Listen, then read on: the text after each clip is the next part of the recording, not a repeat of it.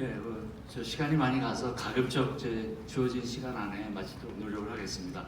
저는 저 대기 전문가도 아니고 에너지 전문가도 아닙니다만은 외교부에 있을 때 국제협력 동북아 협력을 담당한 적이 있어서 최근에 그 미세먼지 관련해서 국내적인 노력도 중요하지만 또 국제협력이 중요하기 때문에 그 국제협력 파트에 대해서 제가 좀 생각했던 걸 정리해서 오늘 발표드리겠습니다.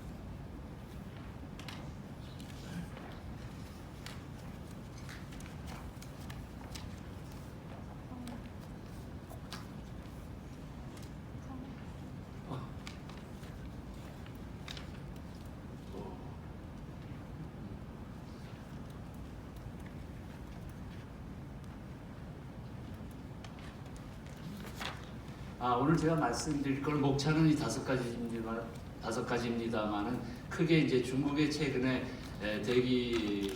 대기질 개선 정책에 대한 평가하고 그다음에 동북아에 다기하게 지금 전개되고 있는 협력 프로그램을 간단히 소개하고 유럽의 경험이 이 동북아 협력에 주는 시사점에 대해서 이렇게 말씀을 드리겠습니다. 중국 우리 박 총장님도 여러 번 말씀하셨습니다만은 중국이 대기질 개선에 대해서 굉장히 정책적 우선순위를 두고 투자도 많이 하고 강력한 정책을 전개를 하고 있습니다. 두 가지 이제 계획이 있는데 여러 가지 다른 작은 계획도 있습니다만 가장 중요한 대기 관련 정책은 2013년부터 17년까지 5개년 동안의 청정 대기 행동 계획이라고 해서 전국 한 G급 이상 한 330개 이상의 지역에 대해서 미세먼지 농도를 한 10% 정도 5년간 낮추는 목표를 했고 또 중국의 주요 오염 지역이 여러 지역이 있습니다만 가장 중요한 지역이 북경을 중심으로 한 배후 지역, 그 다음에 상해를 중심으로 한 지역, 그 다음에 광동 일대 그 초미세먼지도 각각 5년 동안 25, 20, 10% 낮추는 굉장히 이 5년간에 이 정도 낮추는 거는 사실 저희 한국의 그 경험에 비추어서 굉장히 어렵죠. 근데 하여튼 중국이 목표도 원대하게 세웠고 북경시의 경우도 한 90 정도 수준에서 5년간 60 마이크로그램으로 낮추는 그런 목표를 세웠습니다. 그 다음에 이제 매 5년마다 하는 그 경제 계획 중에서도 대기질 개선을 위해서 목표를 세워서 미세먼지 농도도 5년 동안 한 18% 낮추는 목표를 했습니다. 근데 이제 성과가 어떠냐?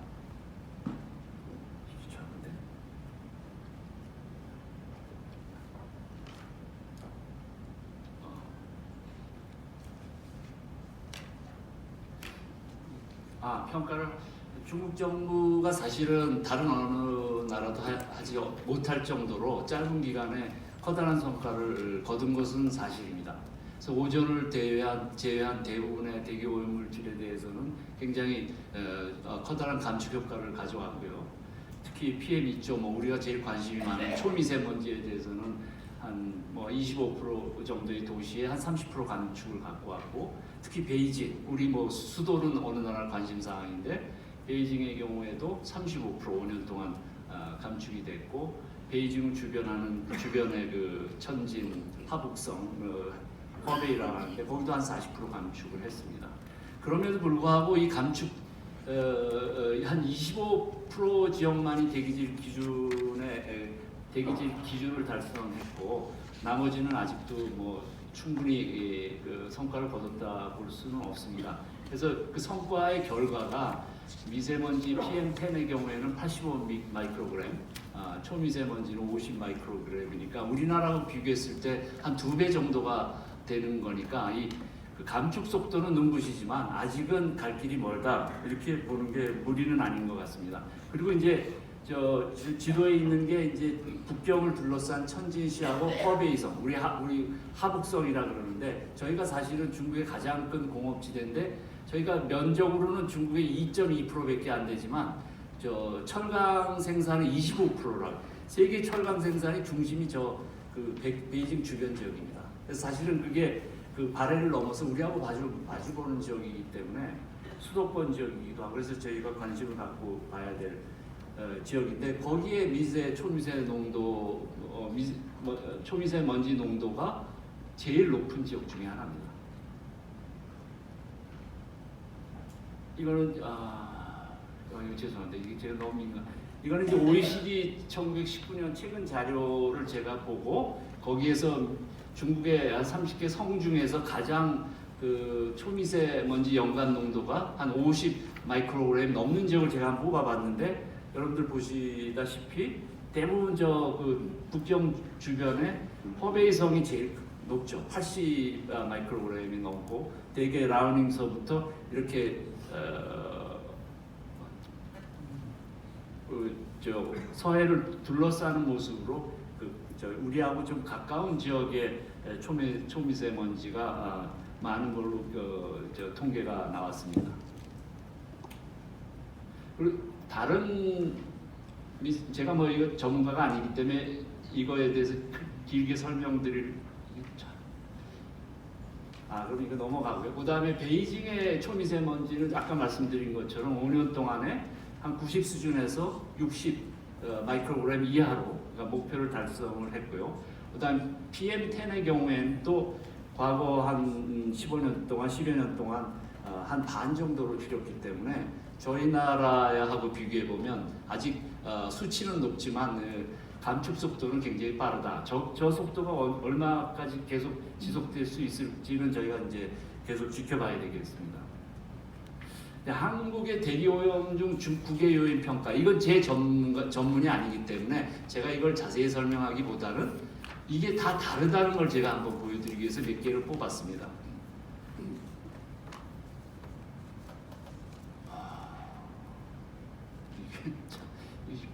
이거는 이제 1913년에 저희가 한중일 공동 연구 사업하는 LTP 사업이라고 있습니다. 동북아 장거리 이동 대기오염 물질을 삼국 전문가들이 공동 연구하는데 1913년에 배출지와 수용지 관계를 나타내는 도표인데요. 이게 뭔가 하면 배출 오염원이 실제로 다른 지역에 얼만큼 영향을 미치느냐 하는 그런 자료입니다. 여기 이제 특히 이제 한국하고 일본을 보시면 한국은 한국 내 PM 2.5의 경우에 한국 내에서 발생하는 요인은 49%, 47%인가요? 그리고 나머지는 북한이 한 10%가 좀 넘고요. 그 다음에 중국의 세 지역을 다 합치면 한 30여 프로가 되고 일본은 한 30여 프로가 자체 요인이고 나머지는 다른 지역에서 오염이 이제 이동해서 생긴 거다. 이런 게 이제 한국학자가 발표한 자료고요. 이거는 2016년에 우리 환경부하고 나사하고 거대 프로젝트 한 580명이 참석한 프로젝트인데 5월달에 조사를 했는데 국내 요인이 한 52%, 중국이 34%. 근데 5월달이기 때문에 미세먼지가 극심한 계절이 아니기 때문에 오히려 외부 요인이 좀 덜 나온 게 아니냐 그런 평가가 있습니다. 또 다른 자료를 하나 보여드리면 이거는 이제 국립환경연구원에서 2018년 1월달에 가장 극심할 때 하루 평균 100 마이크로 PM 2.5가 100 마이크로는 넘었을 때가 이제 16일이 있는데 그 나흘 동안의 그 통계를 내보니까 국외 기여율이 뭐 중국 포함해서 뭐 북한도 되겠죠. 한 38%에서 57%까지 왔다 갔다 한다. 그 다음에 이거는 뭐 이것도 국립환경연구원의 자료하고 그 다음에 일반 대학에 계신 전문가들이 조사하신 건데 이렇게 이제 제가 이걸 뭐 설명을 하기보다는 이렇게 편차가 많다는 거죠. 그럼 이걸 어떻게 우리가 해석을 해야 될 것이냐? 뭐 중국발 오염이 편서풍이라는 거는 뭐 자연현상이고 이거는 변하지 않는 거기 때문에 편서풍을 통해서 한국, 일본, 미국, 서부까지 간다는 건 이건 팩트입니다.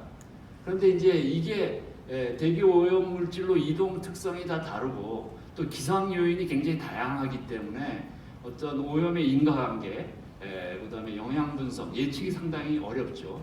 그래서 특정 시점이나 계절별로 외부의 어떤 기여도가 다를 수밖에 없습니다. 또 여러분이 앞서서 설명하셨듯이 기후변화의 영향으로 대기 정체 현상이 자주 나타나기 때문에 미세먼지의 또 고농도 현상도 초래를 하고 있습니다. 이제 우리가 이제 항상 관심을 갖고 있는 건 우리 이웃인 중국하고 협력을 하려면 이런 다양한 연구 결과가 뭐 간접적으로 도움이 되지만 사실 한중 간에 공동 어떤 정책을 펴거나 공동 조치, 저감 조치를 하기 위해서는 이렇게 다양한 결과를 갖고는 하기 어렵다는 거죠.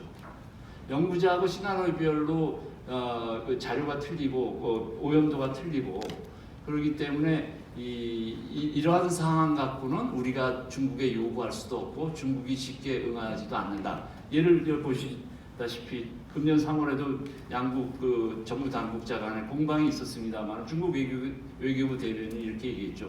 미세먼지 그 형성 원인이 이렇게 다양한데 과학적인 방법으로 어프로치를 해야지 우리한테 대해서 핑거 포인트, 그러니까 우리를 가해자로 이렇게 일방적으로 하는 것은 수락할 수 없다는 얘기죠. 그다음에 이제 동북아 상황을 한번 보겠습니다. 여러분들 이렇게 좀 작은 글씨라 제가 이걸 일일이 설명할 수는 없지만 양자 차원의 협력 사업하고 다자 차원의 협력 사업이 이렇게 많습니다. 우리 사업이 없어서 우리 협력이 안 되는 게 아니라 너무 많아서 문제가 있는 게 아니라는 정도로 사업이 많습니다. 환경부만 해도 이렇게 사업이 많습니다. 양자 차원에.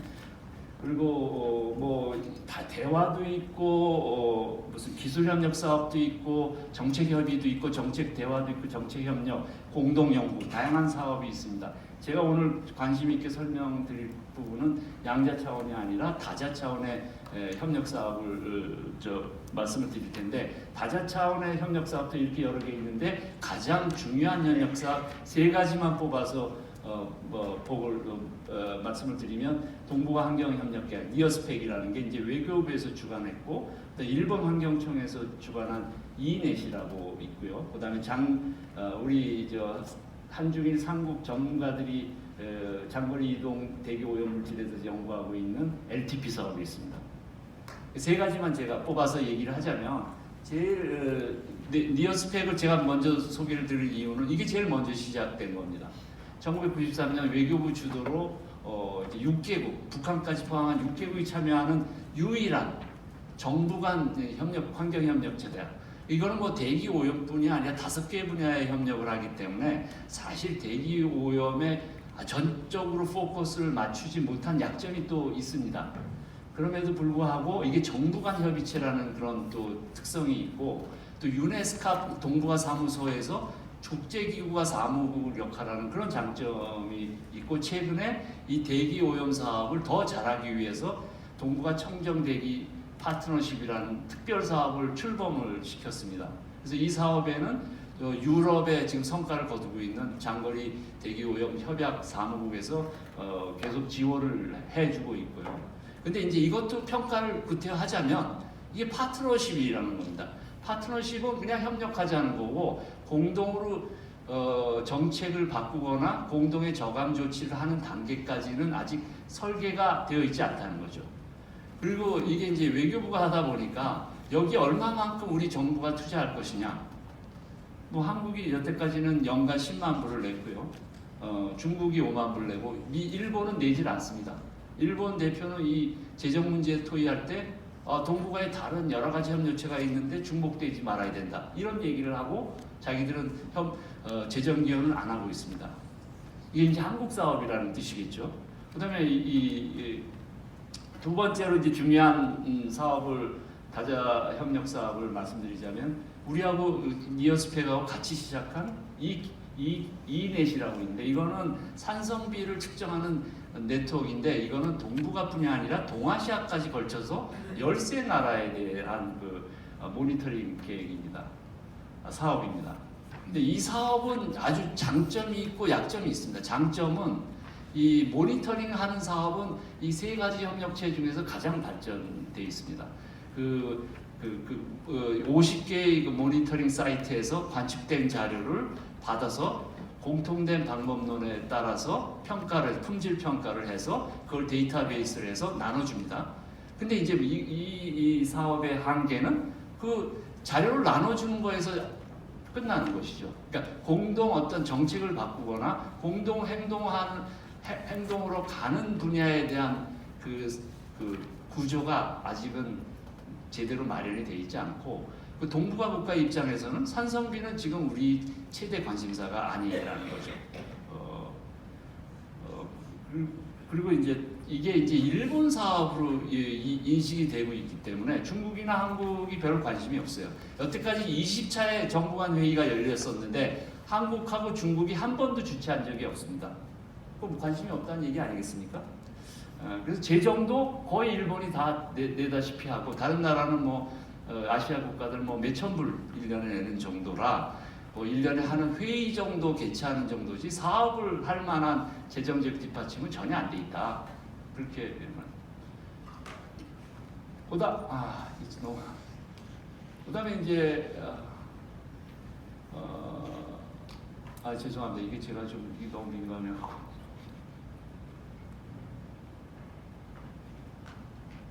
이건 이제 이거는 우리 국립환경연구원에서 주도를 해서 이제 한국이 주도를 해서 삼국 전문가 간에 한 25년 동안 지금 진행하고 있는 공동 연구 사업입니다. 동부와 장거리 이동 대기 오염 물질 공동 연구인데 최근 4단계까지 진행을 했고 가장 최근인 작년에 삼국 간의 그 모니터링한 데이터를 모아서 그거를 취합해서 이제 공동 자료로 발간하려고 그랬는데 중국 측에서 그 베이스 이यर, 그러니까 우리나라하고 일본은 비교적 최근 연도의 자료를 제출했는데 중국은 옛날 자료였기 때문에 배출 량이 훨씬 많은 걸로 이제 자료에 나와 있어서 그게 공개될 경우에 이제 중국이 좀 부담을 느껴서 이거는 제출하기 어려워서 연도를 맞춰서 내겠다 그래서 다시 제출을 했습니다. 그래서 이제 뭐 그 제출한 자료를 갖고 금년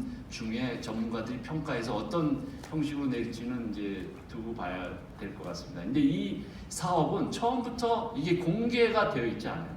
이 삼국 간의 그 연구 사업이 그냥 전문가들 차원에서 그냥 연구만 되고 대외적 공개가 되지 않기 때문에 다른 전문가나 일반 사람들이 액세스가 안 된다는 겁니다. 그래서 이건 처음부터 설계가 저는 잘못됐다고 봅니다. 유럽의 경험에 비춰서 제가 나중에 설명을 드리겠습니다만은 이 사업도 굉장히 그 연구 사업으로 와서는 가장 진보되고 가장 제대로 된 연구 사업임에도 불구하고 이거는 또 나름대로 좀 어려운 점이라고 말씀을 드리면 이 사무국 국제기구에 해당되는 사무국이 이 사업을 촉진하기 위해서 제3자가 좀 이걸 옆에서 푸시를 하는 그런 이제 존재가 없고요. 그다음에 이제 지금 말씀드린 것처럼 조사 연구 내용이 대외적으로 공개되지 않기 때문에 외부의 전문성을 피드백, 그러니까 좀 받아서 오히려 활용할 수 있는 그런 구조가 되어 있지 않고 또 연구의 결과가 어떻게 쓰여질지에 대해서 아무런 합의 없이 연구자들만 연구를 해서 나중에 뭐 어떻게 될 거에 대해서는 아직 논의가 크게 없었다. 그래서 우리 연구가 연구를 위한 연구가 아니라 결국은 공동 대응을 하기 위한 연구라면 그 연구의 결과를 후속 조치하고 연계시키는 그 구조의 설계가 좀 필요하지 않느냐 이렇게 봅니다. 그래서 이걸 이제 세 가지 뭐 다자나 양자 사업을 쭉 이렇게 보면 공통적인 요소가 저희가 몇 개를 뽑을 수 있습니다. 기본적으로 뭐 이건 지역 벌써 이렇게 됐어요. 죄송합니다. 제가 너무 느끼해서 좀 하여튼 빨리 하겠습니다. 영내 환경협력의 제약 요소는 넘어가기로 하고요. 유럽의 대기오염 대응 협력을 가장 우수 사례이기 때문에 제가 설명을 드리면 이게 이제 유럽의 장거리 이동성 대기오염 협약인데 먼저 기본 협약을 맺었습니다. 그래서 이 협약의 장점은 이 참여하는 국가의 정치적 의지를 결집할 수 있었고 이 기본 협약을 통해서 나중에 오염 물질별 대응할 수 있는 어떤 후속 조치의 근거를 마련했다는 점입니다. 이 내용은 뭐 이런 내용을 여러분들은 참고하시면 되고요. 성과도 뭐 이 장점을 제가 설명하면 될 것 같아요. 성공 요인을 이게 국제적으로 가장 성공한 지역 대기오염 대응 협력체인데요. 성공 요인은 기본적으로 가장 중요한 게 기본 협약, 프레임워크 어그리먼트를 맺었다는 거죠. 그래서 이 프레임워크 어그리먼트는 구체적으로 오염 물질을 어떻게 줄이고 이거에 대해서는 명시적으로 내용이 없지만 일반적인 의무, 뭐 정보를 교환하고 자료를 제출하고 공동 연구 사업을 실시하고 그다음에 협의하고 뭐 이런 내용이지만 이런 것들이 앞으로 더 단단하고 그래서 치밀한 협력을 할 수 있는 기초를 마련했기 때문에 일단 기본 협력을 맺으면 후속 협력이 쉬워진다. 그리고 이제 다른 지역 우리 동북아하고 비교했을 때 이 모니터링하는 방법하고 평가 방법이 공통의 방법을 썼다는 겁니다. 그래서 사실은 공통의 모델링을 했기 때문에 거기서 나온 결과를 갖고 각국이 정책에 반영하거나 저감 조치를 할 때 심리적 거부감이나 저항이 없고 수용하기 훨씬 편했다. 이걸 말씀드리고 두 번 그 다음에 이 기본 협약 이후에 후속 의정서를 8개 맺었는데 놀랍게도 첫 번째 의정서가 뭔가 하면요. 그 재정 분담하는 의정서가 첫 번째 의정서였습니다. 우리 동북아에는 공동 재원을 제대로 이렇게 합의한 협력체가 아무것도 없습니다. 그러니까 뭐 협력 사업이라는 게 회의 여는 정도지 공동으로 사업하는 게 없는데 여기는 첫 번째 프로토콜이 핵심 사업을 수행한 EMAP 사업을 공통의 모델을 갖고 수행하는 사업에 재원 조달에 합의했다는 거고, 그 다음에 이 나라마다 우리 이제 언론에서 얘기하는 게 우리 일반 국민들이 중국이 우리 가해국이니까 몇 프로를 줄여라 뭐 이렇게 생각하는데 이 유럽의 경우도 보면 그렇게 일방적으로 어떤 나라가 타방에 대해서 주장하는 게 아니라 어떤 그 나라의 사정에 맞게 차등적으로 저감 조치를 해나간다는 겁니다. 그리고 대개 이제 전문가 과학자 그룹도 그 국가의 입장에서 완전히 벗어나기는 어려운데 유럽의 경우에는 이런 연구 자료가 발표되는 과정을 통해서 그 국가 입장을 넘어서 각국한테 그 나라의 단체를 하더라도 더 자기 정부한테도 더 열심히 하도록 하는 그런 압력이 행사되고 그런 압력을 행사하는 그 주요 이해관계 그룹들 간의 초국가적 연대가 형성이 됐다는 겁니다. 그래서 이런 유럽의 좋은 사례를 동북아에 대입해서 얻을 시사점을 제가 이제 이걸 말씀을 드리겠습니다. 유럽의 성공 사례를 비춰볼 때 동북아에도 중심적인 여러 다기한 사업이 있는데 중심적인 정부 간 협의체가 필요하다. 한중 간의 협력만으로는 한 나라가 협력의 난색을 보일 때 사실은 추진하기가 어렵기 때문에 다자적인 틀이 훨씬 효과를 거두기는 좋다. 그리고 이제 또 하나는 우리가 대외적인 측면만 볼 게 아니라 국내적으로도 조금 조정하거나 통합할 부분이 있는지를 좀 볼 필요가 있다고 봅니다. LTP 사업이 굉장히 중요하지만 그 이후에 어떤 후속 조치를 할 수 있는 그 과정에 대한 설계가 없기 때문에 지금 반 총장님도 말씀하셨지만 청정대기 파트너십이랑 니아캡이라고 작년에 저희 니어스펙에서 별도로 출범시킨 사업이 사실은 유럽식 모델의 그 형태로서는 가장 가깝습니다. 그거하고 LTP 사업을 어떻게 연결하는 거를 저는 고민할 필요가 있다고 보고요. 마지막으로 그러면 이제 국내적으로도 코오디네이션, 조정과 협력이 필요하지만 국제적으로 이 동북아에서도 그 모니터링 사업에서는 가장 진전을 보이고 가장 확립된 방법론을 갖고 있는 일본이 주도하고 있는 이인의 사업하고 어떻게 우리가 역할 분담을 할 것이냐, 이것을 저희가 좀 고민하고 일본과 물밑 대화도 좀 할 필요가 있고, 또 이런 것들을 해나가기 위해서 지금 당장 어렵다 하더라도 유럽식의 기본 협정을 채택하는 것을 좀 우리가 심각하게 고려할 필요가 있다. 그래서 우리 동북아 5개국이 될지 6개국이 될지 모르겠지만 가장 핵심 국가인 한중일 간의 공감대를 이루고, 이거는 전문가들이 할 수 있는 영역은 아니고 이건 탑다운으로 리더십 가장 최고위급의 장관급 이상의 최고위 지도자급에서 이런 이 문제에 대해서 협정을 맺거나 삼국 간의 중심적인 협력체를 한번 조정을 하는 문제에 대해서 협의를 하는 스타트를 하는 맨데이트를 주는 것이 필요하겠다. 이렇게 시간관계에서 제가 좀 간략하게 이 정도로 정리하고 말씀드리겠습니다. 감사합니다. 예, 고맙습니다. 이정훈